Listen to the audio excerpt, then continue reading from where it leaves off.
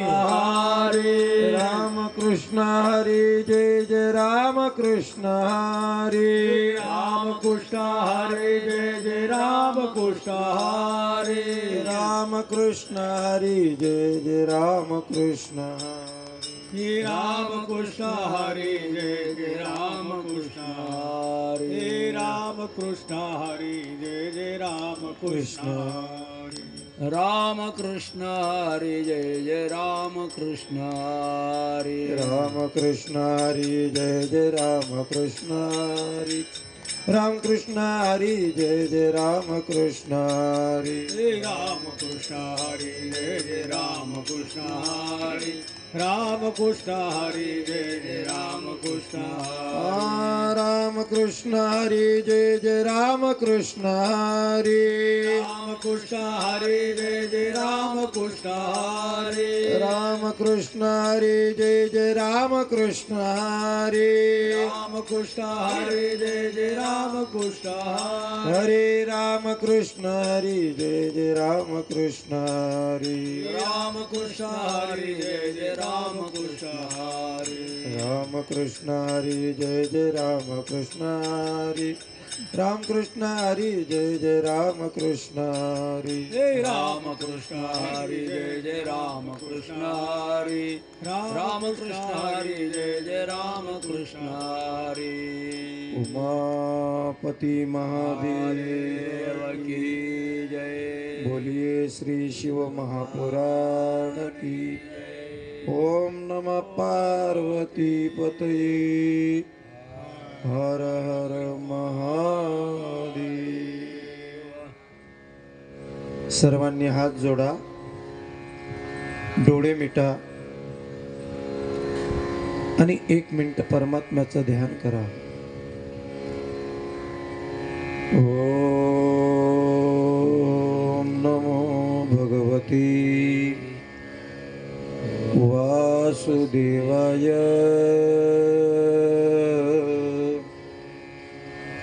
ओम श्री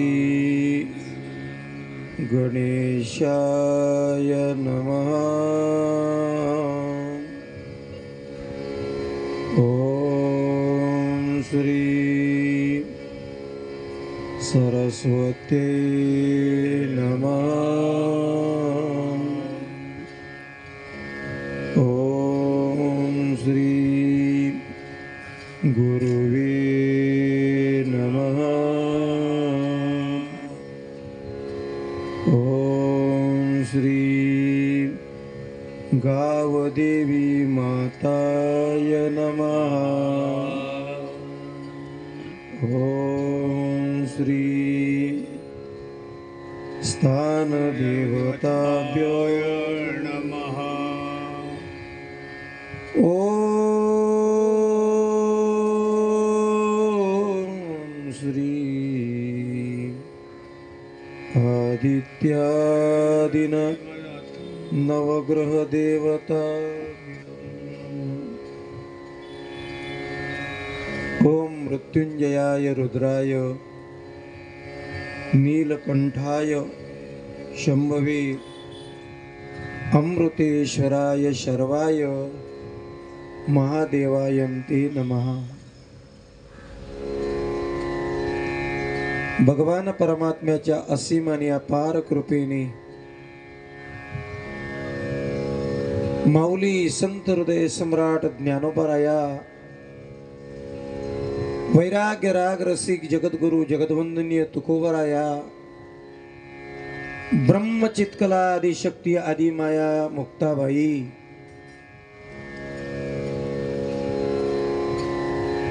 भगवान भोलेनाथ सद्गुरु जोग महाराज आणि अखिल संत मंदियडी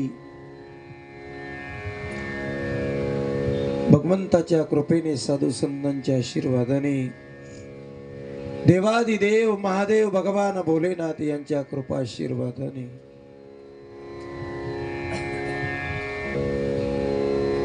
संपन्न होत असलेली श्री शिव महापुराण कथा संत ज्ञानेश्वर माऊली सांप्रदायिक संस्था जुईनगर नवी मुंबई यांच्या विद्यमाने सर्व कार्यकर्ते मंडळींच्या अथक परिश्रमाने अध्यक्ष संस्थेचे श्री हरिभाई पिपरायण काळूराम बाबा काका गोरडे काका, उपाध्यक्ष श्री हरिभक्तीपरायण विश्वास शेट्टे काका, बाळासाहेब जोरे महाराज, संस्थेचे सचिव श्री माननीय हनुमंत नानाजी रोडे, या परिसरातील समस्त बाल गोपाल तरुणा बाल वृद्ध मातृ भगिनी वर्ग सर्वांच्या उपस्थितीने, सर्वांच्या योगदानाने, सर्वांच्याच सहकार्याने संपन्न होत असलेली शिवमहापुराण कथा आणि शिवमहापुराण कथा करत असताना आज या कथेचा 5वा दिवस आणि या 5व्या दिवसाची सेवा संपन्न करत असताना कालच्या सत्रामध्ये आपण बघितलं की भगवान शिवाचं पूजन कोणत्या प्रकारे केले जातं, भगवान शिवाचं ध्यान कसं करावं, भगवान शिवाची आरती कशी करावी, भगवान शिवाला अर्पण करताना कोणती फळं अर्पण करावीत आणि भगवान शिवजींना फुलं जर वाहायची असती तर कोणती फुलं वाहावी.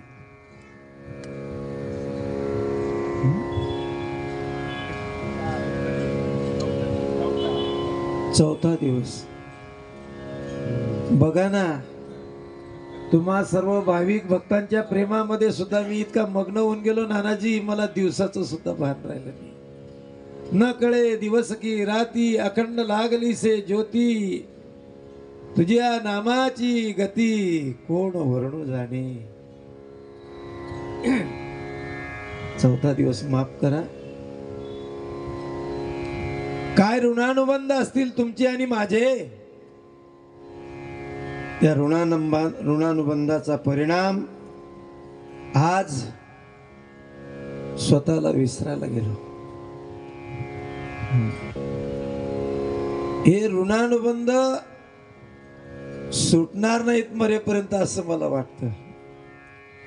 कारण जगद्गुरु तुकोबरायांचं एक प्रमाण असं आहे, तैसे प्रीतीचे बांधले तीन सुटे काही केले, ओ तीन सुटे काही केले, तीन सुटे काही केले.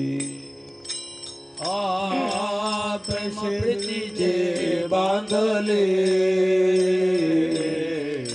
तेन सुटे काही केले, तेन सुटे काही केले, तेन सुटे काही केले.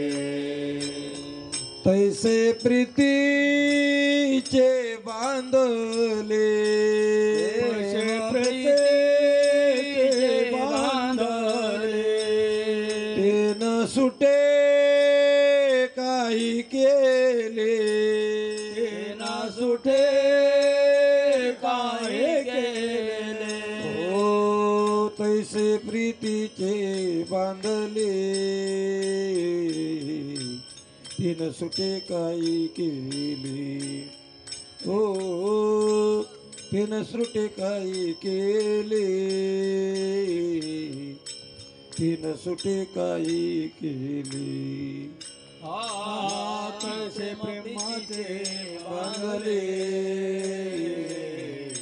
तीन सुटे काही केले, तीन सुटे काही केले, तिला सुटे काही केले. उमापती महादेव. जय. माणसाने परमार्थ करत असताना त्या परमार्थामध्ये मग्न इतकं होऊन जावं की त्याला स्वतःचा अस्तित्वाचं भान नसावं. याला म्हणतात परमार्थाची अवस्था. त्याच्यानंतर आपण बघितलं भस्म कुठे लावावं, किती ठिकाणी लावावं. कालच्या कथेमध्ये आपण बघितलं भस्म हे 32 ठिकाणी लावायचं. एवढं आपल्याला परवडत नाही म्हणून नुसतं कपड्याला लावून घ्यायचं जायचं. भगवान परमात्माला बेलाची पानं का व्हायची? कारण भगवान परमात्मा महादेवच साक्षात बेलाच्या वृक्षाच्या रूपाने या भूतलावर अवतीर्ण झाले आहेत. आणि म्हणून भोलेनाथांना बेलाची पानं आवडतात. आवड तुला बेलाची, आवड तुला बेलाची, बेलाच्या पानाची, हे भोळ्या शंकरा, हे भोळ्या शंकरा. त्रिशूळ डमरू घेत असताना भगवान भोलेनाथांना समाधी लागली. इतकं गरम व्हायला लागलं आणि समाधीतून या जगाकडे पाहिलं तर त्राहिमाम त्राहिमाम घनघोर असं तापमान वाढलं. आणि त्या तापमान वाढल्यानंतर भगवान शिवजी समाधीतून उत्थान झाले, जागे झाले. आता लोक म्हणतात समाधी आम्ही बी साधतो, पण एवढं सोपं नाही. आसन, ध्यान, धारणा, प्रत्याहार, समाधी, तुर्यावस्था, पण बरं ऐकून घ्यावं, कोणाचं मन दुखवू नये. तुमच्या आनंदात आमचा आनंद सहभागी. ब्राह्मण मकर संक्रांतीचा पर्वकाळ असल्यामुळे बरेच लोक स्नानाला गेले. त्यांनी पाहिलं या ठिकाणी वाळूची पिंड तयार केली आहे. असं आहे का? म्हणजे आज मकर संक्रांतीच्या पर्वकालामध्ये समुद्र स्नान करून वाळूची पिंड करायची असा काही प्रकार असेल. म्हणून जर मागचा जो यायचा तोही वाळूची पिंड तयार करायचा आणि मग स्नानाला जायचं.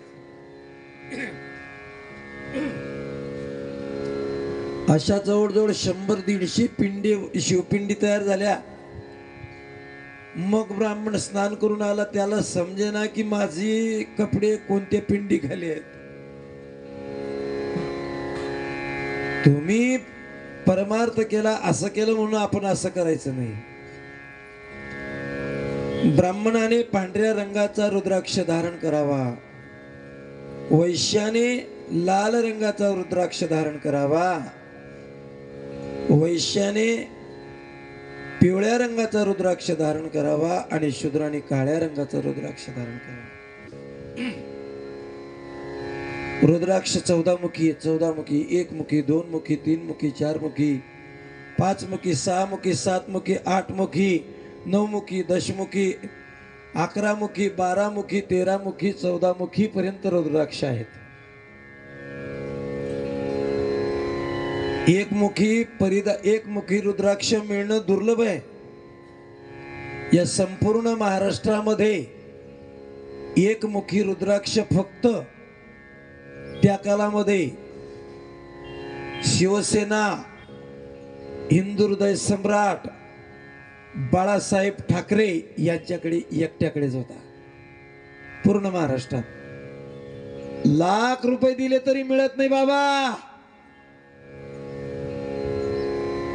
पती पत्नी यांना वैवाहिक दाम्पत्य जीवनामध्ये सुखी राहायचं असेल तर 2 मुखी रुद्राक्ष वापरा. एकमुखी रुद्राक्ष सर्व मंगल कामना देऊन पूर्ण करून आपल्या इच्छा पूर्ण करणारा आहे. असे 17 मुखी पर्यंत रुद्राक्ष सांगितले. आपलं माफ करा 14 मुखी पर्यंत. पण सरासरी असे भगवान शिवाचं प्रतीक म्हणून आणि त्या ठिकाणी रुद्राक्ष धारण करावा. बरं, ब्राह्मणाने कोणता मंत्र म्हणावा, शूद्राने कोणता म्हणावा, वैश्याने कोणता म्हणावा, क्षत्रियाने कोणता म्हणावा? आपण साधे भोळेभाळे माणसं, आपल्याला काही माहित नसतं. आपण भगवान शंकराच्या मंदिरामध्ये गेलो, ओम नमः शिवाय, ओम नमः शिवाय, ओम नमः शिवाय, ओम नमः शिवाय, ओम नमः शिवाय हा पंचाक्षरी मंत्र ब्राह्मणाने म्हणावा. आणि श्री शिवाय नमः हा मंत्र क्षत्रियाने म्हणावा. आणि वैश्य आणि शूद्र यांनी श्री शिवाय नमस्तुभ्यम हा मंत्र म्हणावा. नंबर 2 दिवसाच्या कीर्तनकारांनी सांगितलं, मंत्र चढे थोडा तरी धडची होयोळा. 2 मिनिटं आपण आपल्या करता जो शिवपुराणात मंत्र सांगितला त्या मंत्राचा जप करू, बर का. श्री शिवाय नमस्तुभ्यम, श्री शिवाय नमस्तुभ्यम, श्री शिवाय नमस्तुभ्यम, श्री शिवाय नमस्तुभ्यम, श्री शिवाय नमस्तुभ्यम. सर्वांनी भजन करा. शिवाय नमस्तुभ्यम, श्री शिवाय नमस्तुभ्यम, श्री शिवाय नमस्तुभ्यम. श्री शिवाय नमस्तुभ्यम, श्री शिवाय नमस्तुभ्यम, श्री शिवाय नमस्तुभ्यम, श्री शिवाय नमस्तुभ्यम, श्री शिवाय नमस्तुभ्यम, श्री शिवाय नमस्तुभ्यम, श्री शिवाय नमस्तुभ्यम, श्री शिवाय नमस्तुभ्यम. श्री शिवाय नमस्तुभ्यम, श्री शिवाय नमस्तुभ्यम, श्री शिवाय नमस्तुभ्यम, श्री शिवाय नमस्तुभ्यम, श्री शिवाय नमस्तुभ्यम, श्री शिवाय नमस्तुभ्यम, श्री शिवाय नमस्तुभ्यम, श्री शिवाय नमस्तुभ्यम, श्री शिवाय नमस्तुभ्यम, श्री शिवाय नमस्तुभ्यम, श्री शिवाय नमस्तुभ्यम, श्री शिवाय नमस्तुभ्यम, श्री शिवाय नमस्तुभ्यम, श्री शिवाय नमस्तुभ्यम, श्री शिवाय नमस्तुभ्यम, श्री शिवाय नमस्तुभ्यम. उमापति महादेव की जय. ओम नमः पार्वती पते हर हर. हर महादेव. ही मंत्र प्रक्रिया, ही तंत्र प्रक्रिया, लक्ष द्यावर का शब्द शिवपुराण तुमच्या दृष्टिकोनातून नव्हे, या ग्रंथातले या कथेतले शब्दही तुमच्या कानावर पडले नसतील. बरं,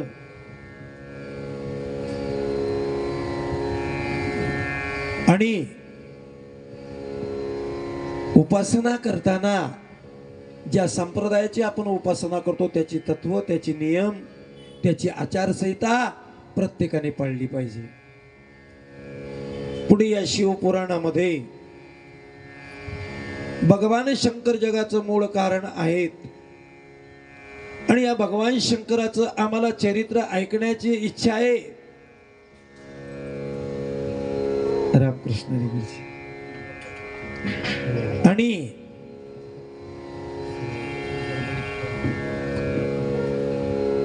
भगवान शंकर या सृष्टीचं, ब्रह्मांडाचं बीज आहे. मी अगोदर सांगितलं होतं या सृष्टीचं कारण भगवान शिव आहेत. शिव आणि शंकर वेगळे आहेत. जो पहिल्या दिवशी कथेला आला असेल त्याला संगती लागेल. मग ते 88,000 ऋग्वेदी ब्राह्मण आणि शौनकाद ऋषी सुतजी महाराजांना विनंती करतात की गुरुदेव, भगवान शंकर जर या जगाचं मूळ कारण आहेत तर त्यांचं चरित्र आम्हाला सांगा ना, त्यांचा महिमा आम्हाला सांगा. आणि असं विचारल्यानंतर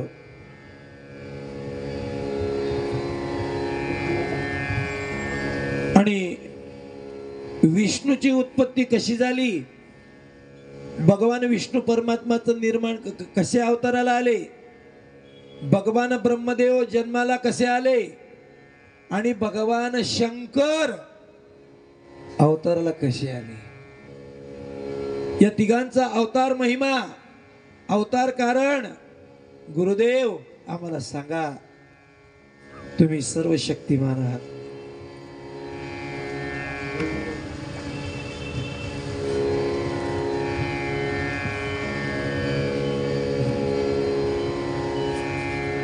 या सृष्टीचं कारण सांगा. आणि त्यावेळी हाच प्रश्न नारद महर्षी ब्रह्मदेवाला करतात. आणि त्या प्रश्नाचं उत्तर म्हणून या जगासमोर हे शिव महापुराण प्रगट झालंय. अरे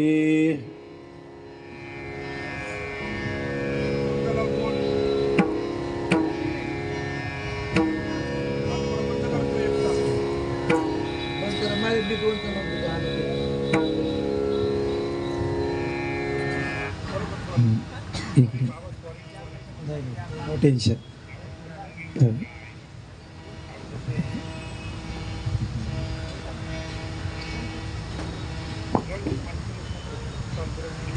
हे शिवशंकर नमामि शंकर शिवशंकर शंभो.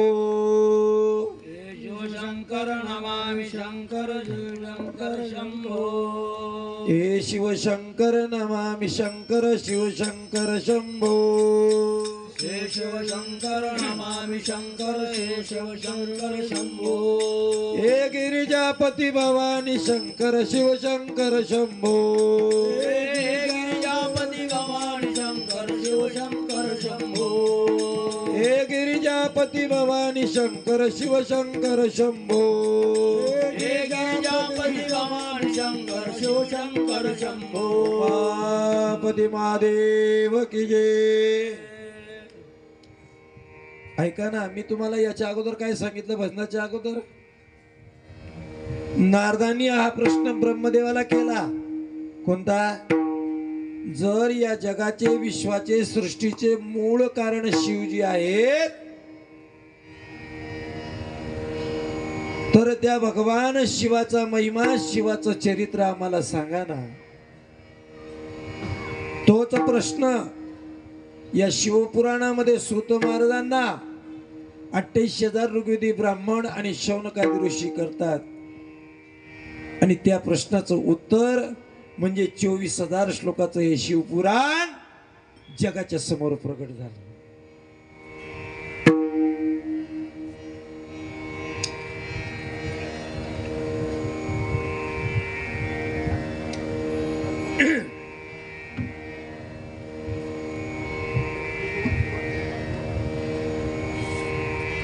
नारद महर्षींनी कस काय प्रश्न विचारला ब्रह्मदेवाला, त्याच्याकरता एक कथा येते. एकदा नारद महर्षी तपश्चर्या करत करत त्यांना तपश्चर्या करण्याची इच्छा झाली. नारद महर्षींना श्रीमद भागवतामध्ये आपण नारद महर्षीचं चरित्र ऐकतो, नवे नवे ऐकलेलं आहे. नारदजी उपबरण नावाचे गंधर्व आहेत, गायन करणारे आहेत आणि भगवान विष्णूचं नामचिंतन करणारे नारदजी आहेत. आणि एकदा काय झालं, नारदजींच्या मनामध्ये तपश्चर्या करण्याची इच्छा झाली. तपश्चर्या करण्याकरता नारद महर्षी गेले.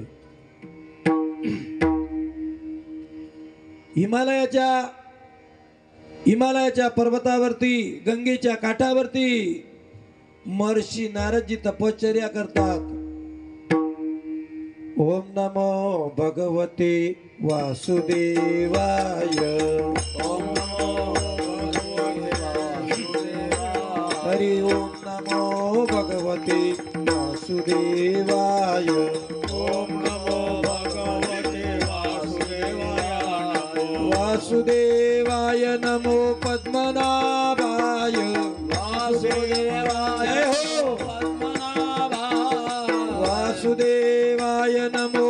पद्मनाभाय वासुदेवाय नमो पद्मनाभाय हरि ओम नमो भगवते वासुदेवाय ओम नमो भगवते वासुदेवाय ओम नमो भगवते वासुदेवाय ओम नमो भगवते वासुदेवाय उमापती महादेव की जय. नारदजी तपश्चर्या करतायत. काय हे सर्व देवाची लीला आहे. थोडं लक्ष देऊन बारकाईने लक्ष द्या. कथा सांगत असताना या कथेतला भाव काय लक्ष द्या. हे सर्व भगवान परमात्म्याची शिवजीची लीला होती. नारदांनी तपश्चर्याला काय जावं, हिमालयाच्या काठावर जावं, गंगेच्या काठावर तपश्चर्या करावी. आणि तपश्चर्या करत असताना त्या ठिकाणी इंद्राला असं वाटलं, देवाचा राजा इंद्र, त्याला असं वाटलं की नारद काय तपश्चर्या पूर्ण केल्यानंतर स्वर्गावरती स्वर्गाचं इंद्रपद घेतो का काय, असं जाईल.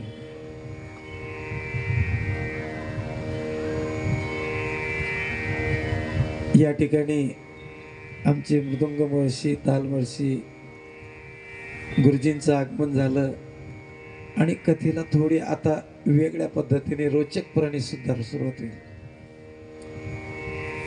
सज्जन हो, आम्ही वेगवेगळ्या ठिकाणी चिंतन मांडतो, कथा करतो. मी अभ्यासू माणूस आहे, मला बाकीचं काही कळत नाही. पण जो आपण अभ्यास केलाय माऊली ज्ञानोबरायांच्या दरबारामध्ये गुरुमुखातून श्रवण केलं, ते चिंतन तुमच्या पुढे मांडावं. आणि एवढ्या मोठमोठ्या बलाढ्य मंडळी समोर चिंतन मांडण्याचा योग येतो, त्यावेळी थोडा मनामध्ये थोडं धस भरल्यासारखं होतं. ऐका ना, नारदजी तपश्चर्या करतात. इंद्राला त्याचा येवा वाटला आणि इंद्राला येवा वाटल्याने इंद्राने काय केलं, अप्सरा पाठवल्या. रंभा, मेनका, उर्वशी, तिलोत्तमा एवढ्या पाठवल्यानंतर त्या वेश्या आद्या, त्या उर्वशी वगैरे हिमालयामध्ये नारदजी तपश्चर्या करतात, परंतु त्यांच्या तपश्चर्येवरती काही परिणाम झाला नाही. आणि नारदजींना असं वाटलं, एवढ्या मोठमोठ्या सुंदर महासुंदर स्वर्गातल्या अप्सरा, तिलोत्तमा, उर्वशी, मेनका, रंभा माझं तप भंग करण्याकरता इंद्राने पाठवल्या, परंतु मी त्याला बळी पडलो नाही. Top to reverse.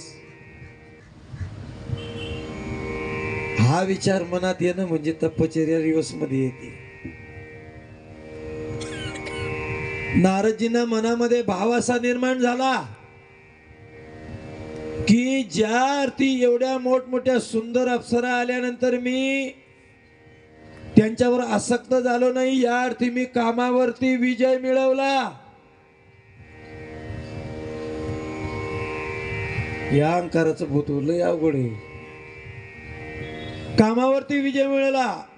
आणि दुसरा भाव असा निर्माण झाला की भगवान शंकराने तर नुसतं कामाला जाळलंय, मी तर कामावर विजय मिळवला. झाला. माणसाच्या पतनाला कारणीभूत अहंकार असतो. रात्री सुंदर प्रमाण सांगितली, अहंकार आला तुका म्हणे वाया गेला, ओ तुका म्हणे वाया गेला, तुका म्हणे वाया गेला.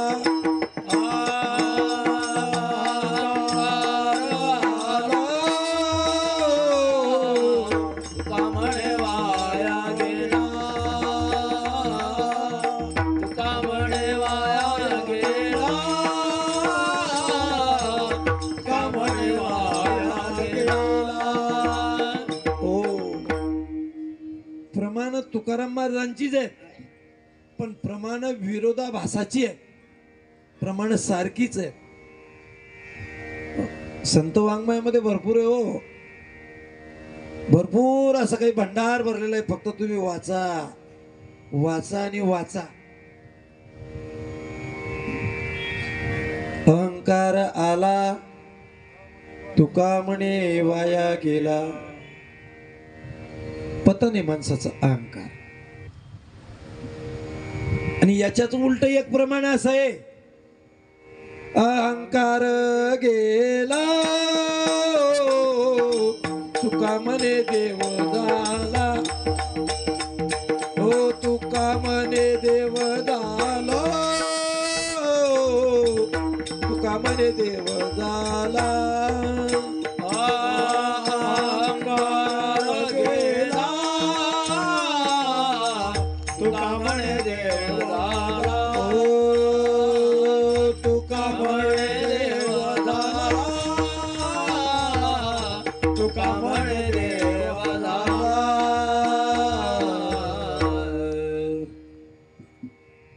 बघा दोघी प्रमाण तुम्ही ऐकले. अहंकार आला तुका म्हणे वाया, अहंकार गेला तुका म्हणे देव. झाला. मग देव होण्याकरता काय करावं? अहंकार असायला पाहिजे का नसायला पाहिजे? अहंकार स्वाभिमान असला पाहिजे, पण अभिमान नको. नारदजींच्या मनामध्ये भाव निर्माण झाला, मी भगवान शंकराने कामाला जाळलं, मी तर कामावर विजय मिळवला. आणि नारदजी तपश्चर्या बंद केली बर का गोरडे काका, सर्वांना सांगत सुटले. हो ऐकलं का? मी विमानामध्ये गेलो होतो, तपश्चर्या केली, मी कामावर विजय मिळवला.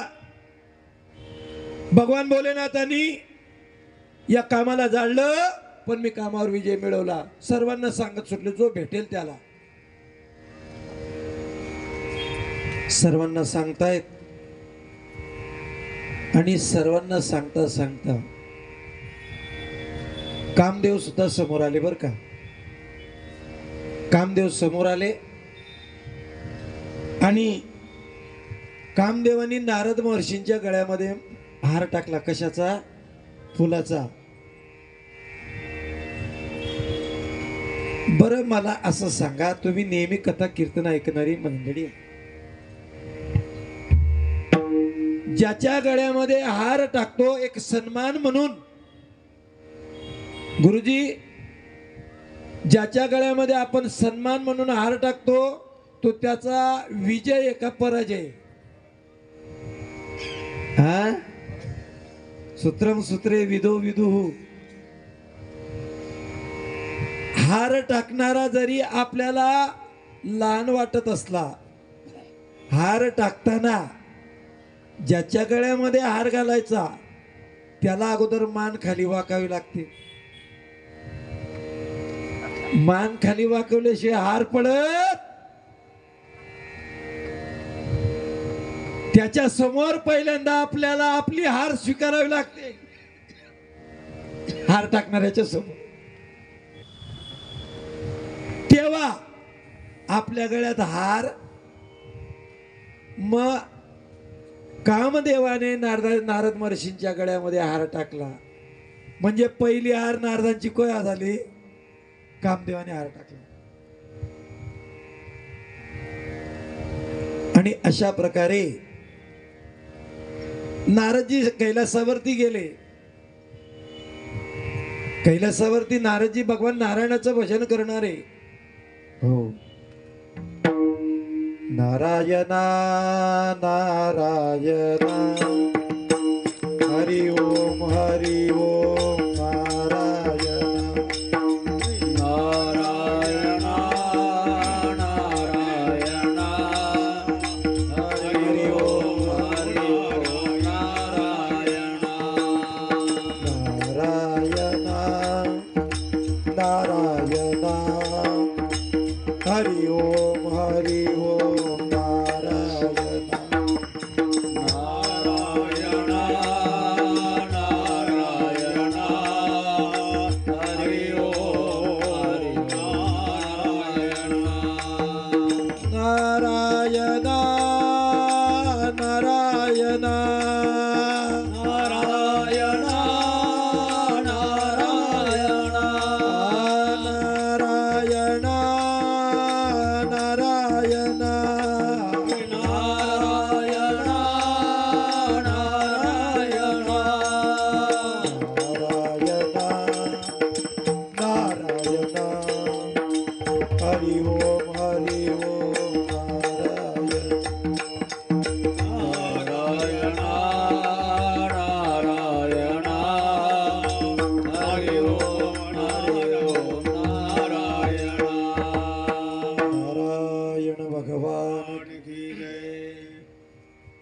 गेले, कैलासावरती गेले नारायणाचं भजन करत करत. आणि त्या ठिकाणी भगवान भोलेनाथांना नमस्कार केला. आता ही भगवान, हे बघा मी पहिल्यांदा बोललो तुम्हाला, कथा सुरुवात होत्या, ही सर्व शिवजीची माया आहे. ही भगवान शिवजींची माया आहे. कैलासावरती गेले, भोलेनाथांना म्हणले जय हरी जय हरी, नमो नारायण नमो नारायण, नारायणा नारायणा.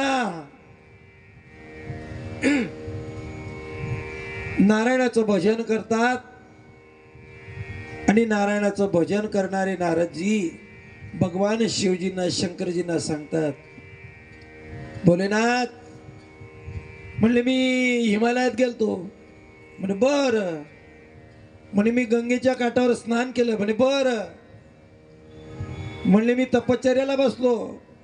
आता ही भगवान शंकरला माहित नव्हतं का, त्यांची लीला आहे. पण ऐका ना, म्हणे मी तप केलं. म्हणे बर. म्हणे मी माझ्या इंद्राने माझ्या तप भंगन करण्याकरता अप्सरा पाठवल्या. म्हणे बर. म्हणे मी त्यांना बळी पडलो नाही. म्हणले बर. कामदेवाने माझ्यावर बाण सोडले, मी कामदेवाला बळी पडलो नाही. म्हणले बर. म्हणे भोलेनाथ मी कामावर विजय मिळवला. हे सांगण्याकरता एवढं रामायण चालू होतं.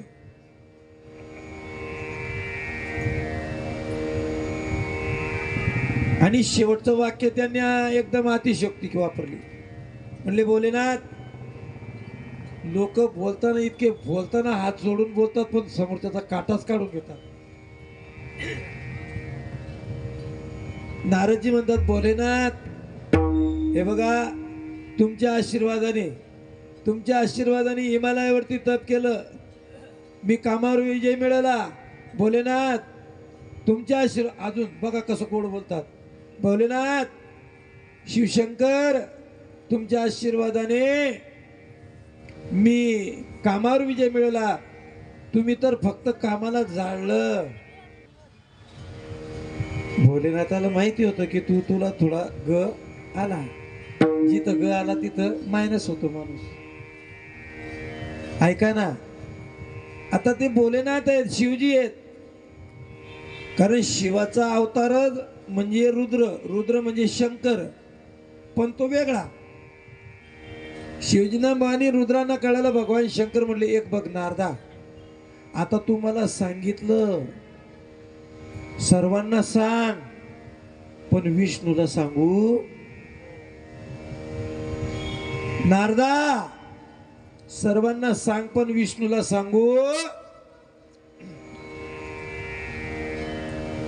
आता भोलेनाथांना माहिती होतं की नको याला याचा ग नको चढायला म्हणून भोलेनाथांनी सांगितलं. आता नारदाने त्याचा अर्थ उलटा काढला. गुरुजी नारदांना असं वाटलं मी कामावर विजय मिळवल्यामुळे भोलेनाथाला स्वतः अपमान वाटून राहिला, म्हणून ते म्हणतात की तू विष्णूला सांगू नको. म्हणजे मी कामावर विजय मिळवला हे भोलेनाथांना सहन झालं नाही. बघा हे उलट्या खोकडीचे लोक असे.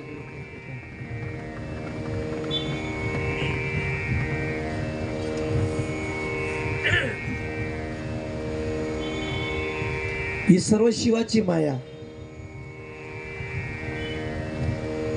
आणि नेमकं हे समजून नारदजी परत विष्णू परमात्म्याकडे क्षीरसागरामध्ये गेले. हो. आणि तिथे गेल्यानंतर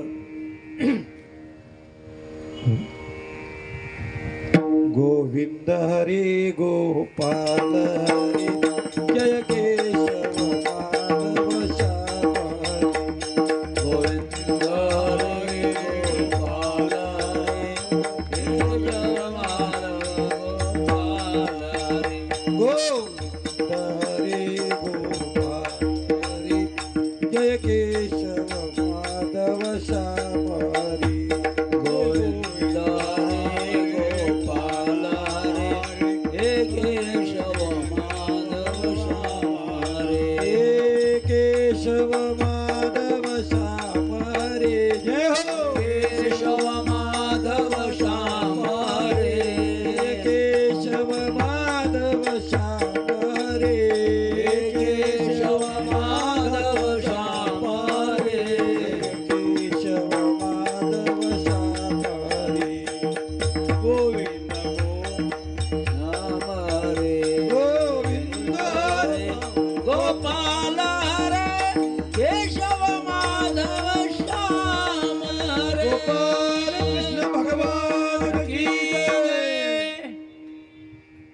नारायणाचं भजन गोविंदाचं भजन करत करत नारद महर्षी मुद्दाम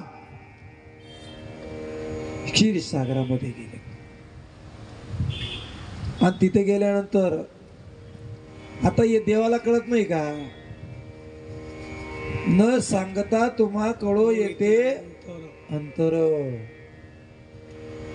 जर सर्व जगातला विश्वातला भाव तो जर जाणत असेल काका, तर मला सांगा ना, तुमच्या मनातलं तो ओळखत नसेल का हो?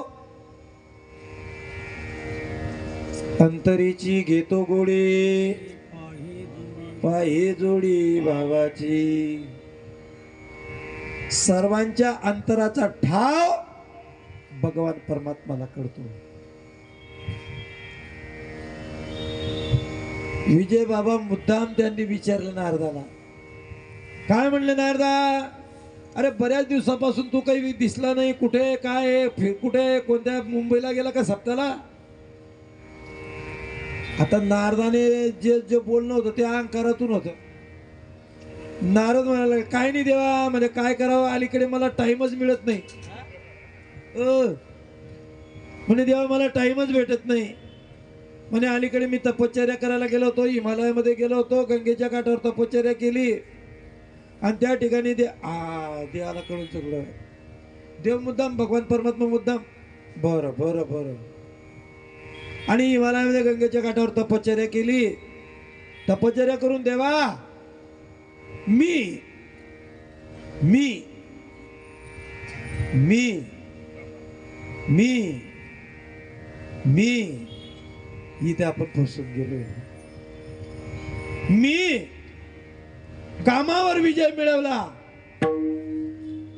वा वा वा वा. आता ते भगवान विष्णू परमात्मा होते. वा वा वा वा वा वा वा. नारदा तू कामावर विजय मिळवला. हा छान छान छान. म्हणून मला टाइम भेटत नाही देवा इकडे तिकडे फिरायला. मी का रिकाम टेकड्या आहे, आणि जगातला पहिला रिकाम टेकड्या नारदच. याची बातमी त्याला, त्याची त्याला, त्याची त्याला, त्याची त्याला, सर्वांच्या लावा लावी अख्खं जग पेटून देतो.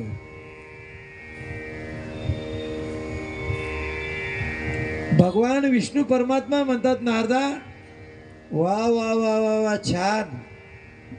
अरे आजपर्यंत कामावर कोणी विजय मिळवला नाही नारदा, तू विजय मिळवला. हो देवा, फार कठीण काम आहे ते. सांगतो कोणाला आहे, जो आराध्य ते विष्णू परमात्म्याला सांगतोय कठीण काम आहे देवा ते. अहो भगवान शंकरांना कामावर विजय मिळवता आला नाही, त्यांनी कामाला जाळून टाकलं, विजय नाही मिळवला. पण देवा मी कामावर विजय मिळवला. भगवान विष्णू परमात्म्याला अभिमान सहन होत नाही. शास्त्र असे माऊली ज्ञानोबराय ज्ञानेश्वरी मध्ये सांगतात, स्वकीर्ती कानी न ऐकावे, पूज्यता डोळा न देखावी. अरे स्वतःची कीर्ती स्वतःच्या कारणाने ऐकाय, आपणच कीर्तन करायचं आणि आपणच लोकांना विचार कस काय झालं कीर्तन, घरचे अंडे झालं वाय घरी. येळपट कुठला. आमचे पांडुरंग महाराज वैद्य आमचे गुरुदेव ते म्हणायचे येडी हळद.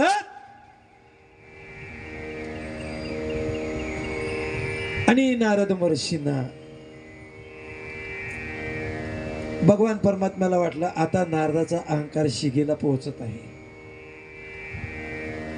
आणि भगवान परमात्मा आपल्या भक्ताचा अहंकार राहू देत. तिळ मात्र जरी होय अभिमान, मेरू तो समान वारदेवा, मेरू तो समान वारदेवा, मेरू तो समान वारदेवा.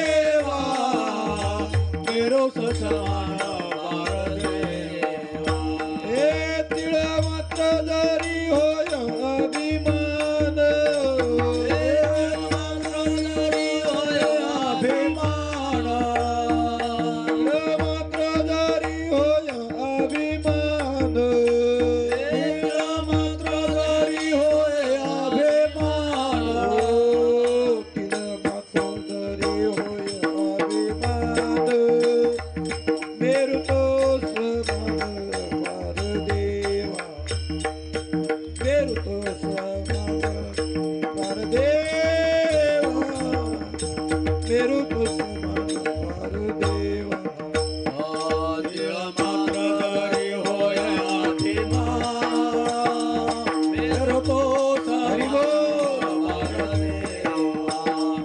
मेरो तोच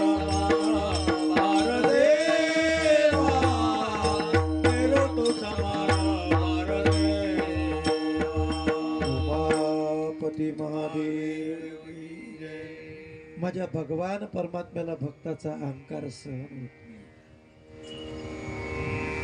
लगेच भगवान परमात्म्याने माया निर्माण केली. भगवान विष्णू परमात्म्याने, अरे नारदा थांब, देवा माझ्याकडे टाइम नाही. म्हणजे नारदाला घरोघरी जाऊन आपला निरोप होत होता. मी तपश्चर्या केली, तपश्चर्या केली, तपश्चर्या केली. एखाद्याला मुंबईमध्ये नानांच्या सप्ताहामध्ये कीर्तनाची तारीख भेटावी, इथे कीर्तन करणं म्हणजे आनंददायक गोष्ट, आनंददायक बरोबर आहे. पण पूर्ण जळगाव जिल्ह्यात सांगत सुटतो, प्रत्येक गावामध्ये मी मुंबईला कीर्तन करून आलो, मुंबईला अरे मग तूच काय आला काय अख्खा लोक अहंकार झालं. मी तर एक मानतो गुरुजी, लोकांचं प्रेम, लोकांची श्रद्धा आपल्याला बोलायला प्रवृत्त करते. आपण विद्वान म्हणून लोकांसमोर बोलत नाही. डोक्यातून फॅट असेल तर काढून टाका. भगवान विष्णू परमात्म्याने माया केली. नारदा सांगता, नारदा थांब, देवा मला अजून बरीच कामं आहेत. देवाला माहिती पडलं की आपण अजून 2 ब्रह्मदेवाकडे जाईल. भगवान विष्णू परमात्म्याने माया निर्माण केली. सुंदर अशी नगरी निर्माण केली. त्या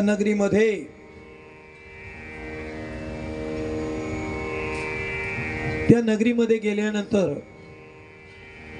शिलाजीत नावाचा राजा आहे.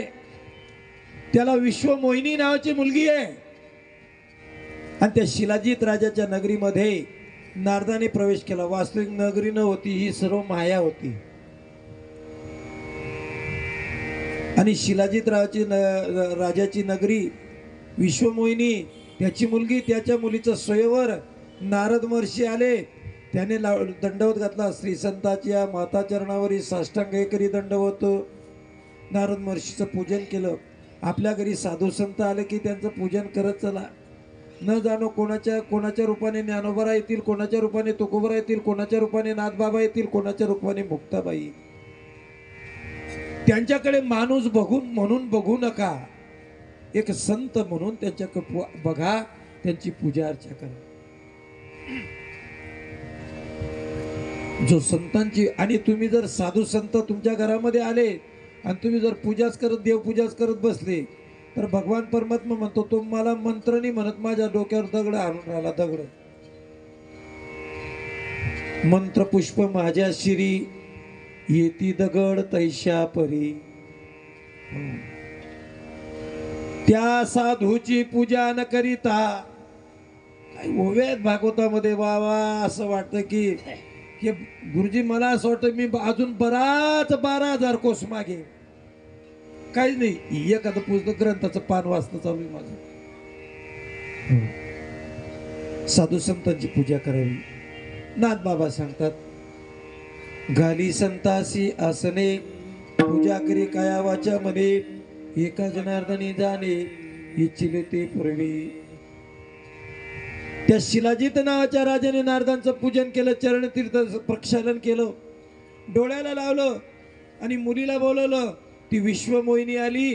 तिला पाहिल्यानंतर म्हणतात की नारदजी, ही माझी मुलगी आणि विश्वमोहिनी, हिचा विवाह करायचा आहे, हिचं स्वयंवर आहे, सांगा ना हिचं भविष्य कसं आहे.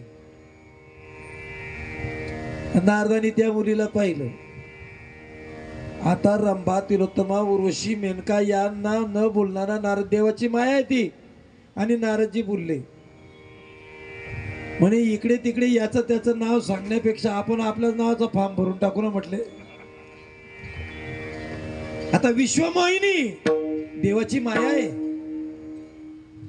नारदजींना असं वाटलं की आपण किती दिवस ब्रह्मचर्य राहायचं, आपण बी करून टाके शुभमंगल. मनामध्ये आलं, पण भविष्य मात्र बरोबर सांगितलं, हिला हिला मिळणारा पती हा 14 भुवनाचा मालक होईल. हिला मिळणारा पती हा न मरणारा राहील. हिला मिळणारा पती याचं सर्व ब्रह्मांडावर वर्चस्व राहील. भविष्य मात्र बरोबर सांगितलं. पण मनामध्ये पोरगी पाहिली सुंदर, मनामध्ये भाव झाला इकडे तिकडे बोट दाखवण्यापेक्षा आपण बी फॉर्म भरून टाकू म्हटलं. पण करावं काय? आपण पडलो फकीर. फकीरों के फिकीर करता वो भी साला गद्दा है. असं आमचे गुरुजी रामदास बाबा वरसाडेकर मामासाहेब दांडेकर म्हणायचे त्यांना प्रति. ते म्हणायचे गळ्यामध्ये विना, डोक्याला जटा, आणि आपण साधू महात्म्याला कोण पोरगी देणार? पण म्हणले आपली इच्छा पूर्ण करा. एक या विश्वामध्ये एक आपला आराध्य भगवान विष्णू परमात्म्याकडे गेले. विष्णू परमात्म्याला हात जोडले. म्हणले देवा, मला कधी नाही आयुष्यात तुमच्याजवळ काही मागितलं नाही, पण आयुष्यात पहिल्यांदा तुमच्याजवळ मागतो. मला लग्न करायची इच्छा झाली आहे आणि त्या शिलाजीत राजाची मुलगी विश्वमोहिनी आहे, तिचं स्वयंवर चालू आहे आणि मला मस्तपैकी तुमचं अनेक रूप, सुंदर रूप आहेत. त्या अनेक सुंदर रूपापैकी मला तुमचा एक सुंदर असा चेहरा, हरी रूपाचा चेहरा मला तुम्ही द्या.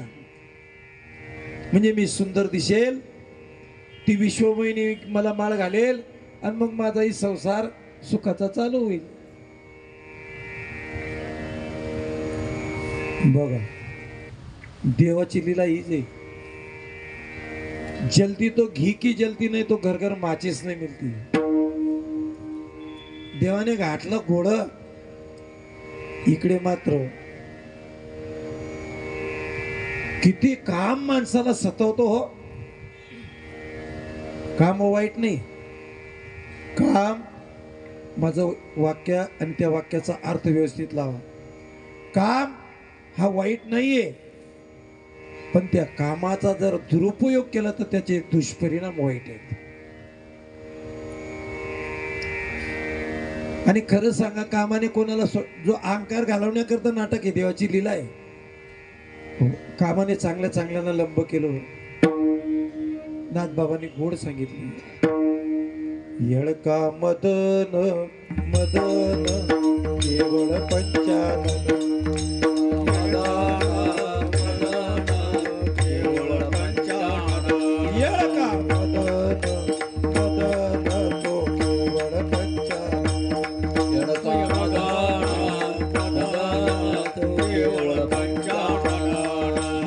मारली शंकरा, मारली शंकरा, हेला ब्रह्म्याचा मातेरा, हेला ब्रह्म्याचा मातेरा, तो केवळ पंचानन.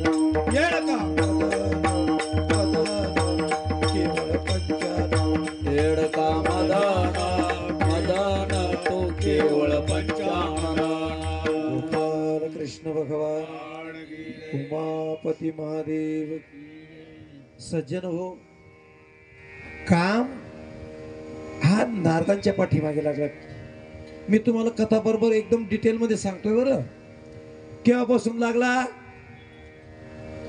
मी बोललो, ज्याने हार घालण्याकरता मान वाकवली त्याची हार होते. आणि ज्यावेळी नारदांच्या गळ्यामध्ये कामदेवाने हार घातला तेव्हापासून कामदेव त्याच्या मागे लागला होता. भगवान परमात्माने तथास्तु. आता हरी रूप म्हणजे, हरी या शब्दाचा अर्थ संस्कृत मध्ये माकड होतो. गुरुजी देवाने म्हणले, तू हरी रूप मागतो ना, जाय देऊन टाकलं तुला. हरी रूप म्हणजे हरी या शब्दाचा संस्कृत मध्ये माकड असा अर्थ होतो. आणि नारदजी हरिरूप घेऊन म्हणजे ते माकडाचं तोंड घेऊन त्या ठिकाणी शिलाजीत राजाच्या त्या स्वयंवरामध्ये, विश्वमोहिनीच्या स्वयंवरामध्ये आले. बरं, आले तर आले, जाऊन पंक्तीला पहिल्या नंबरला जाऊन बसले. बाकीचे सर्व लोक त्यांच्या टकमग बघायचे, काय मूर्ख आहे, काय मूर्ख आहे, काय मूर्ख आहे. आता मूर्ख ओळखण्याचं काही काही गणित आहे का? एक बावळत मनुष्य गेला गुरुजी, त्याच्या गावातले लोक त्याला सर्व मूर्ख मूर्ख मूर्ख म्हणायचे. त्याने विचार केला म्हणजे जाऊ दे हे गावाच मूर्ख आहे, या गावाचा त्याग करतो म्हणजे निघून जातो म्हणे. 200-400 किलोमीटर लांब गेला. उन्हाळ्याचे दिवस, चैत्र महिना, रणरणता ऊन, लोक गावातल्या लोकांना पाणी नाही पिण्याकरता नदीमध्ये जाऊन लोक झरातून पाणी काढायची. झरा, त्या झऱ्यातून पाणी व्हायचे, नदीवरून लांबून पाणी घेऊन जायचे. आणि हा बहादर गाव सोडून 200-400 किलोमीटर आला, गाव मूर्ख म्हणतं म्हणून. आणि तिथे गेल्यानंतर आता झऱ्यामध्ये उभा राहून हातपाय धुवायला लागला. त्या 10-5 बाया तिकडून गावाच्या पाणी भरायला आल्या. त्यांनी पाहिलं त्या माणसाला हात झऱ्यात उतरून हातपाय धुतो म्हणले. मग त्या बायांना राग आला आणि रागाच्या भरात त्यांनी सांगितलं, हे काय मूर्ख आहे तू. आता या मा शहाण्याने त्यांना प्रश्न केला, तुम्हाला कोणी सांगितलं म्हणे मी मूर्ख आहे. मी गाव सोडून आलो मूर्ख म्हणतात. मूर्खाचं काही लक्षण सांगता येईल. तस सर्व लोक म्हणायला लागले, नारद हरिरूप घेऊन आले, मूर्ख, काय मूर्ख आहे, काय मूर्ख आहे. आणि नारदाच्या बाजूला 2 शिवगण त्या ठिकाणी बसले. आणि ते शिवगण देखील नारदाला हसू लागले. नारदाला असं वाटलं की माझ्या घरी हे लोक मूर्ख आहेत. म्हणून नारदाने काय केलं, त्यांना म्हणलेले, काय रे तुम्हाला विश्वमोहिनी माळ घालेल असं वाटतं का. अरे डोक्यावर जटा काय आहेत, गळ्यामुळे रुद्राक्षाच्या माळा काय, दाड्या काय वाढवल्या आहेत, आणि मला असतात. नारदजी त्या शिवगणांना म्हणायला लागले, मी असं म्हणतो माऊली, दुसऱ्याकडे बोट दाखवण्यापेक्षा 4 बोट आपल्याकडे द्यायचा विचार करावा माणसं. ते शिवगण नारदांना म्हणाले, ओ गुरुजी, नारदजी आम्हाला काय सांगता. स्वतःच थोबाड बघा, आरशात जाऊन बघा तो स्वतःच तोंड. विश्वमोहिनी हातात माळा घेऊन आली, नारदाजवळ थांबली थोडी. काय मूर्ख माणूस आहे म्हणले, अशी बोलली. आणि तुलाही माझी अपेक्षा आणि माझ्या इच्छा करता तूही स्वयंवरामध्ये आला, असं म्हणून पुढे चालली गेली विश्वमोहिनी. नारदाला वाटलं विश्वमोहिनीचं माझ्याकडे लक्ष नसेल. आणखी इकडून जाऊन तिकडच्या लाईनीत पाहिला. उतावळा नवरान गुडघ्याला भाशी तिकडून गेला. तिकडून विश्वमोहिनीने टाळलं. शेवटी भगवान परमात्मा एक राजाचा वेश घेऊन आला, विष्णू परमात्मा. आणि विश्वमोहिनीने त्याला माळ घातली. आणि विष्णू परमात्मा आपलं लक्ष्मी आणि विश्वमोहिनीला घरी घेऊन गेले, क्षीरसागरामध्ये घेऊन गेले. लक्ष्मी ले गए विष्णू निवासा, लक्ष्मी ले गए विष्णू निवासा. आणि मग नारदाला ही गोष्ट कळली. ते शिवगण म्हणतात ते बरोबर तर नाही. म्हणून नारदाने आरशात पाहिलं, अरे अरे येतो माकडाचं वांदराचं तोंड आहे. नारदाला जी तळपायाची आग मस्तकाला झाली. गुरुजी, एक शास्त्राचं वचन आहे, काम आतुरा नामन भयम न लज्जा.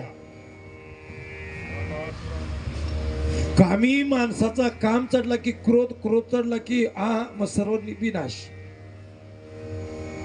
सज्जन हो, रागाने डोळे लाल झालेत, लालबुंद डोळे झाले नारदाचे.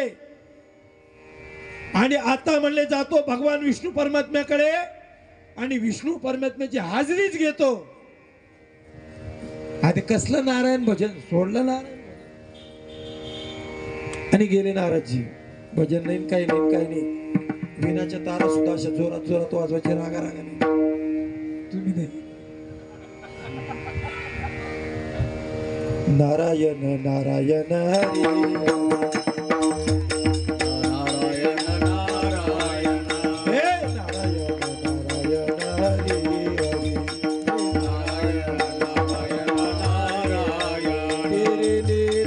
सबसे नरे नरे तेरा सबसे नरे नरे नारायण नारायण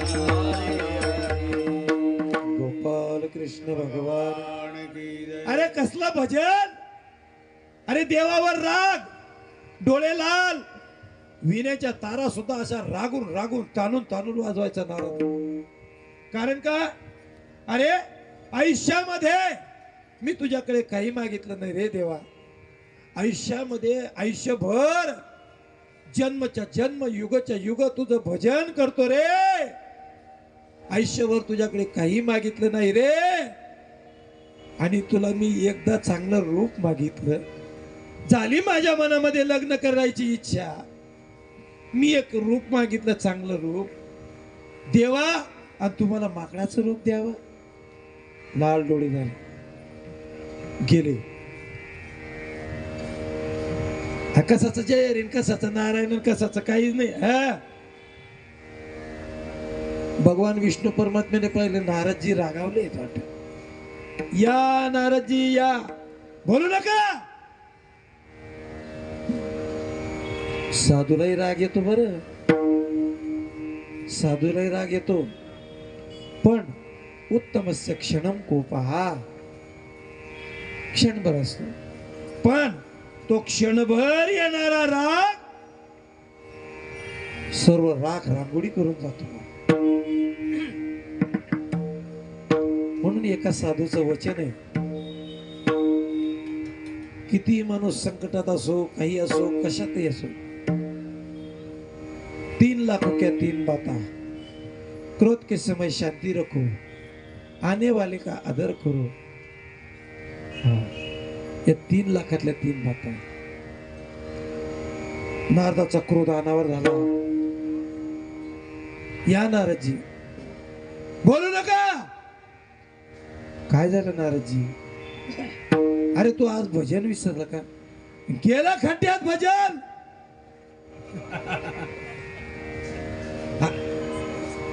म्हणले नारदा झालं काय? आणि मग मनातलं अंतकरणामध्ये खदखद करण्यानं नारदाने असं भड भड भड ओकून टाकलं. देवा, अरे आयुष्यभर तुझं भजन केलं रे. युगाच्या युग तुझ्या नामाचा जप केला रे. तुझ्या जवळ आतापर्यंत काही नाही मागितलं रे. एकदा तुझ्या जवळ हरीचं चांगलं रूप मागितलं आणि तू मला माकडाचं तोंड दिलं देवा.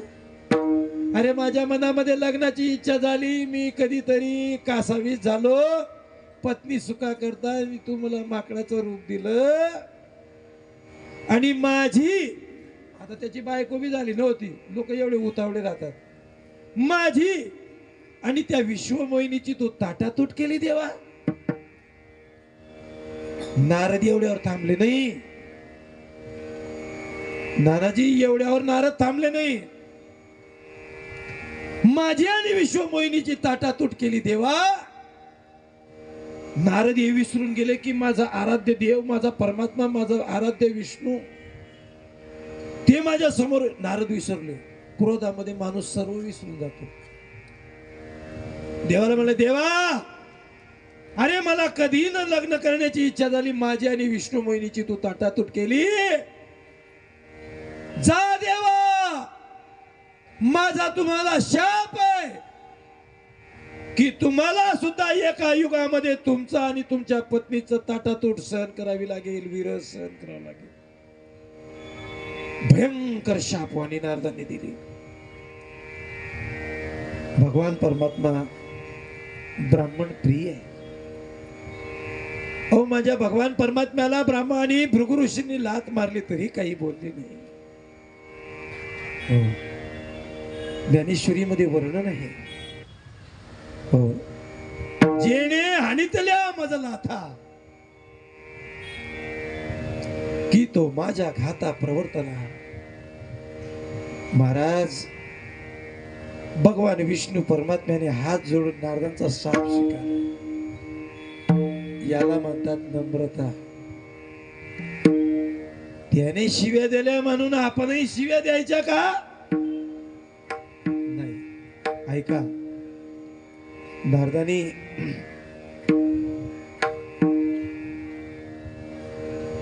शाप दिला गेला. नारद नंतर भानावर आले आणि अचानक डोक्यातला फॅट निघून गेला. अरे बापरे देवा, मी तर माझ्या आराध्य भगवान परमात्म्याला शाप दिला.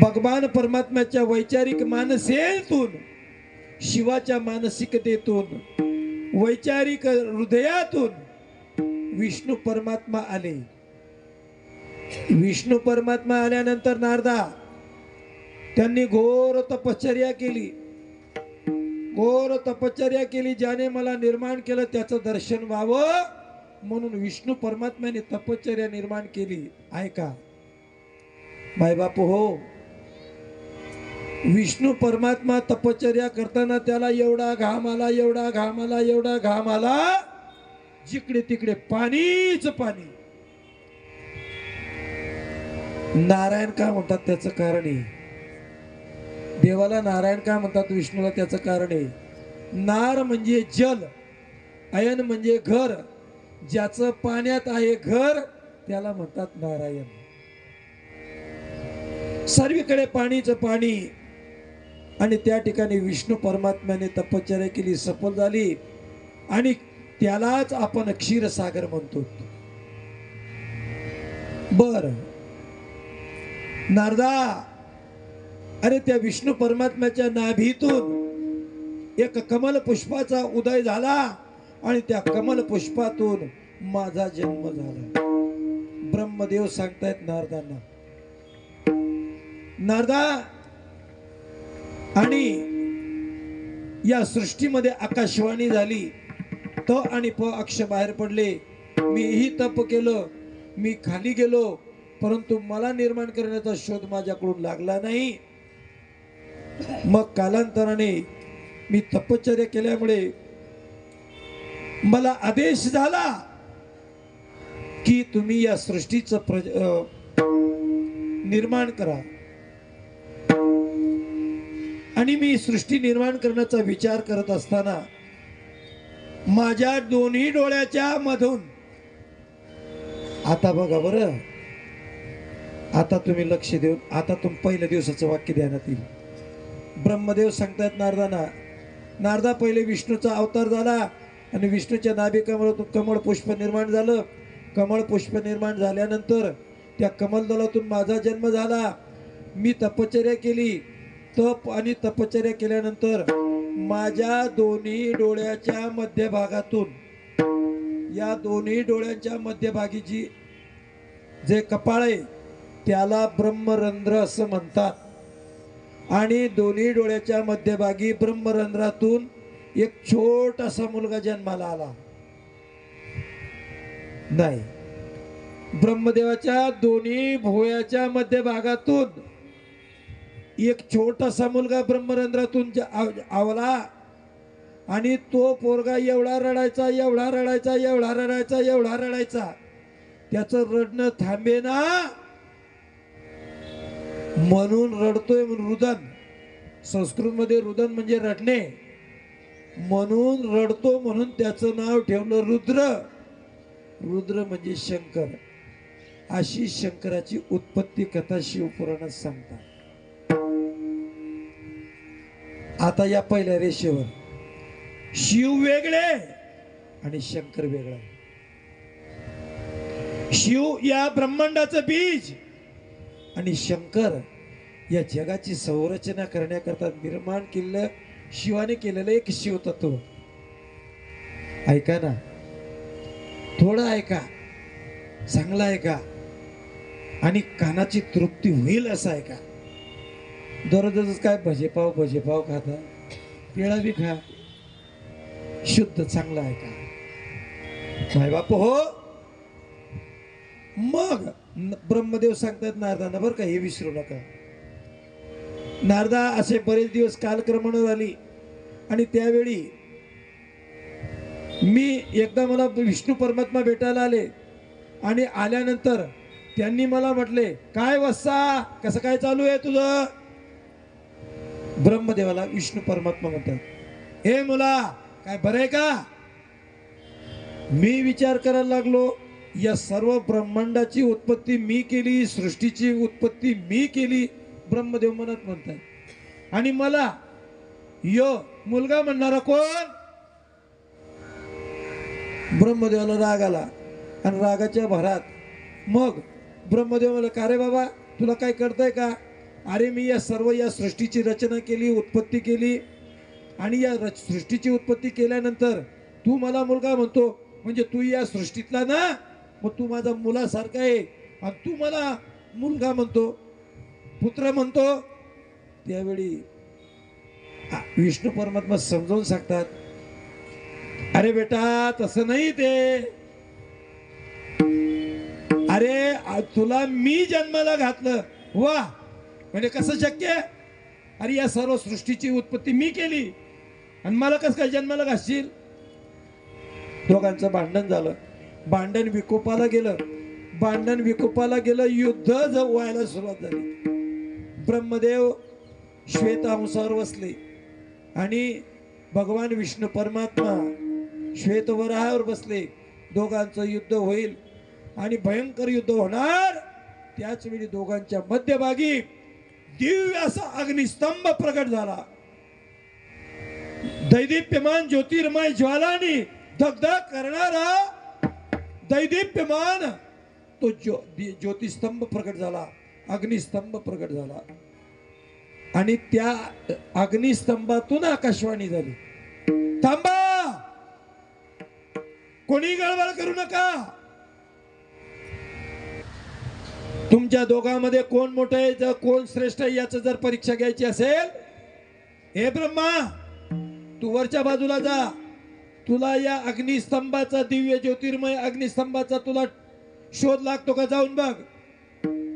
हे विष्णू तू या अग्निस्तंभाच्या खालच्या बाजूला जा, तुला या अग्निस्तंभाच्या खालच्या बाजूचा शोध लागतो का बघ. जो शोध करून आणेल तो या जगात श्रेष्ठ. शोध तर कोणालाच लागला नाही. ब्रह्मदेव गेले हौसावर बसून, काही नाही लागला शोध.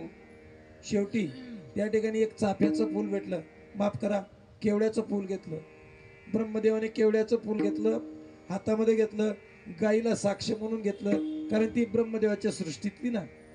हे गाई, आणि दोघांना घेऊन आले. विष्णू परमात्माही वापस आले. आणि त्यावेळी दोघं म्हणले विष्णू परमात्म्याला ब्रह्मदेव, ए विष्णू, हे मुला, मी अग्नीच्या दिव्य ज्योतिर्मय असणाऱ्या अग्निस्तंभाचा शोध लावला वरती जाऊन. आता दोघांना माहिती नाही तो आपला बाप कोण आहे. दोघांना जन्माला घालणारी शिवशक्ती आहे. आणि हे दिव्य ज्योतिर्मय अग्निस्तंभातून आकाशवाणी प्रकट झाली, ब्रह्मा अरे खोटं बोलतो नाही. म्हणे मी खोटं बोलत नाही. प्रमाण काय? म्हणे केवड्याचं फूल, ही गाय. केवड्याच्या फुलाला त्या दिव्य ज्योतिर्मय आणि अग्निस्तंभातून विचारणा करण्यात आली. हे केवड्याच्या फुला, ब्रह्मदेव बोलतो ते खरंय का? केवड्याच्या फुलाने मान टाकली, म्हणजे फुलमोर जाऊन गेलं. गायीने मान अशी फिरवली, ब्रह्मदेवा तू खोटं बोलतो, जा. अरे या जगामध्ये तुझं कुठेही मंदिर होणार नाही. त्या दिव्य ज्योतिर्मय अग्निस्तंभातून शिवतत्वाने शापवाणी दिली, ब्रह्मा तू खोटं बोललास, जा. जगामध्ये तुझं कुठेही मंदिर होणार नाही. आणि या पूर्ण जगामध्ये ब्रह्मदेवाचं मंदिरच नाही, एकच ठिकाणी पुष्करला. तेही ब्रह्मदेव त्या ठिकाणी पूजेला यज्ञाला बसले होते म्हणून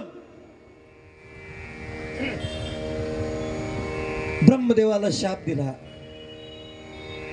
केवड्याच्या फुलाला शाप दिला, हे केवड्याच्या फुला, जा तुलाही मी शाप देतो, तू खोटी साक्ष दिली,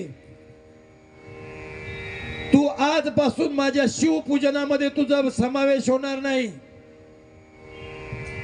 म्हणून भगवान शंकराच्या पूजेला केवड्याचं फूल, चाफ्याचं फूल चालत नाही. एक दिवस चालतं, ज्या दिवशी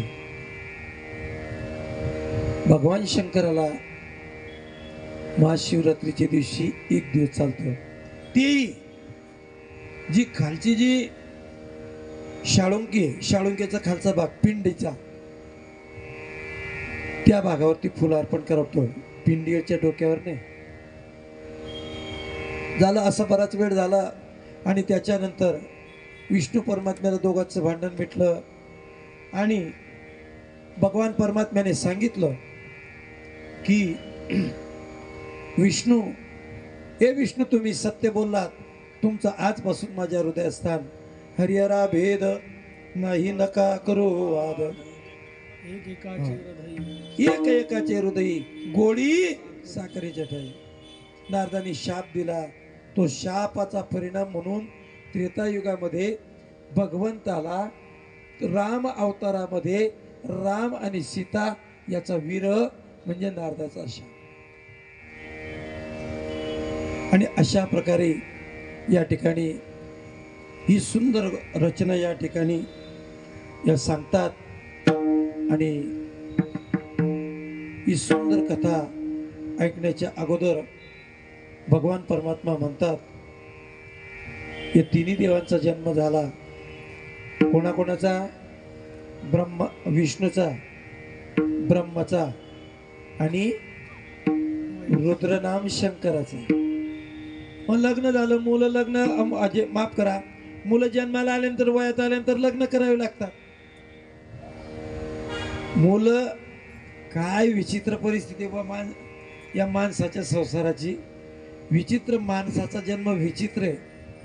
सर्वात मोठी अवघड जन्म माणसाचा आहे. लग्न नाही होत तोपर्यंत असं वाटतं की लग्न व्हायला पाहिजे. लग्न झाल्यानंतर असं वाटतं की मुलबाळ व्हायला पाहिजे. मुलबाळ झाल्यानंतर नोकरीला लागायला पाहिजे. नोकरीला लागल्यानंतर मुलांचं लग्न व्हायला, असा एक एक चिंतेमध्ये माणूस लंबा होतो. बरं, चिंता से गटे चतुराई, दुख से गटे शरीर, पाप से गटे लक्ष्मी, कहे गए दास कबीर. आणि तिघांचं लग्न झालं. कोणाबरोबर? भगवान शंकराचा विवाह झाला सती बरोबर. भगवान शंकराचा विवाह झाला सती बरोबर. भगवान ब्रह्मदेवाचा विवाह झाला सावित्री बरोबर. आणि विष्णू परमात्म्याचा विवाह झाला लक्ष्मी बरोबर. हो, भगवान परमात्मा तिन्ही देवाचं लग्न झाले. आणि तिन्ही देवाचं लग्न झाल्यानंतर या ठिकाणी सुंदर अशा प्रकारे सूतजी महाराज यांना 88,000 ऋषी विचारतात. 88,000 ऋग्वेदी ब्राह्मण विचारतात की गुरुदेव, भगवान शंकराचा विवाह सती बरोबर झाला आणि सती बरोबर झाल्यानंतर भगवान परमात्म्याला संतान प्राप्ती का झाली नाही, हा प्रश्न आहे. आणि त्या प्रश्नाचं उत्तर म्हणजे उद्या येणारी कथा. त्या कथेमध्ये भगवान शंकराचं लग्न आणि सृष्टीखंड या शिवमहापुराणातला पार्वतीखंड आणि सृष्टीखंडाला प्रारंभ होईल. आणि ती कथा उद्या आपण आणि उद्याच्या सत्रात घेऊ. तूर्त या ठिकाणी थोडं भजन होईल आणि संकल्पित वेळेमध्ये कथा पूर्णावतीकडे जाईल.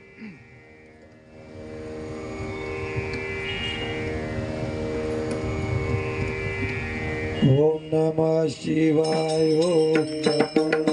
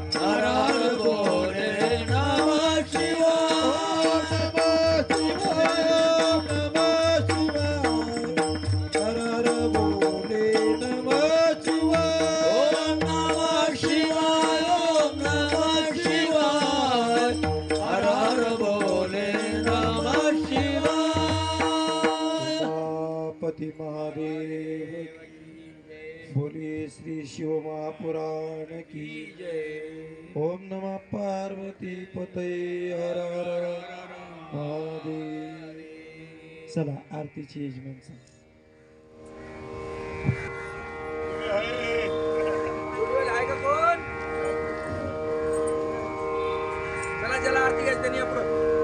नानाजी तुम्ही जोडीने आरती नाणी आले तर आरती घ्या तुम्ही एक तुम्ही घ्या आरती या या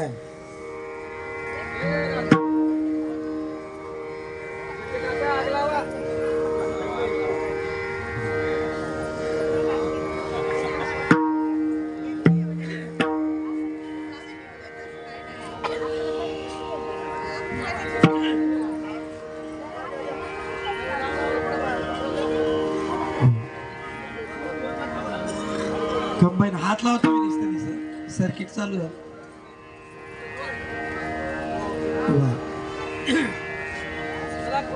या या विजय बाबा या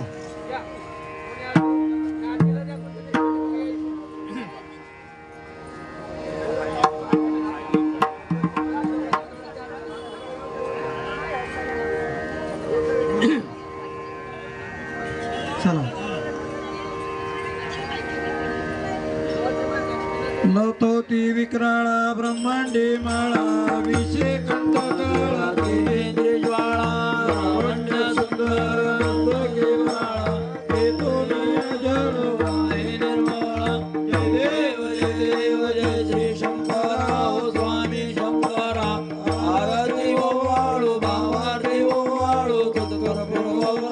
जय देव जय देव कर्पूर गौराणे भव्ये विशाळा अर्धांगी पार्वती सोनाच्या गळा तिथे गंडळे देवी झुळझुळा ऐसा शंकर शोभे उमा वेल्हाळा जय देव जय देव जय श्री शंकरा हो स्वामी शंकरा आरती ओवाळू भावारती ओवाळू तुझ कर्पूर गौरा जय देव जय देव देवी दैत्य सागर मंगलवेले त्या माझी अवचित झाला लुटले तो सर्वाने नाशन गेले निळकंठ नाम प्रसिद्ध झाले जय देव जय देव जय श्री शंकरा हो स्वामी शंकरा आरती ओवाळू भावारती ओवाळू तुझ कर्पूर गौरा जय देव जय देव व्याघ्रांबर फणीधर सुंदर मननारी पंचानन मनोहर मणिजन सुखकारी शतकोटी उच्चारी रघुपती राम दासांतरी जय देव जय श्री शंकरा हो स्वामी शंकरा आरती ओवाळू भावारती ओवाळू गौर गौरा जय देव जय देव गालिंद टाकरवतीन चरणा डोळ्यांनी पाय दुर्गम तुझे देवे आलिंगन आनंदे पूजेन भावे ओवाळेन म्हणे रामा त्वमेव माता पिता त्वमेव बंधू सखा त्वमेव विद्या द्रविण त्वमेव सर्वं मम देव कायेन वाचा मनसेन्द्रिय वा बुद्ध्यात्मना वा प्रकृतिस्वभाव करोमि यत् सकलं परस्मै नारायणे समर्पयामि अच्युतं केशवं राम नारायणं कृष्णदामोदरं वासुदेवारि श्रीधरं माधवं गोपिकावल्लभं जानकीनायकं रामचन्द्रं भजे हरे राम राम राम हरे हरे हरे कृष्ण कृष्ण कृष्ण हरे हरे हरे राम राम राम हरे हरे हरे कृष्ण कृष्ण कृष्ण कर्पूर गौरम करुणावतारम संसारसारम भुजगेन्द्रारम सदा वसंतं हृदयारविन्दे भवं भवानी सहितं मंदारमाला त्रिकालकाले कपालवाले शशेखराय दिगंबराय च दिगंबराय तस्मै नकाराय नमः शिवाय. सर्वांनी वरती हात करा. पुंडलिक वरदा हरी विठ्ठल श्री ज्ञानदेव पंढरीनाथ भगवान की. माऊली ज्ञानेश्वर जगद्गुरु तुकाराम महाराज आदिशक्ती मुक्ताबाई गाव देवी माते की. ओम नमः पार्वती पतये हर हर उमापति महादेव की. बोलिए श्री शिव महापुराण की. नर्मदे हर नर्मदे हर नर्मदे हर हर हर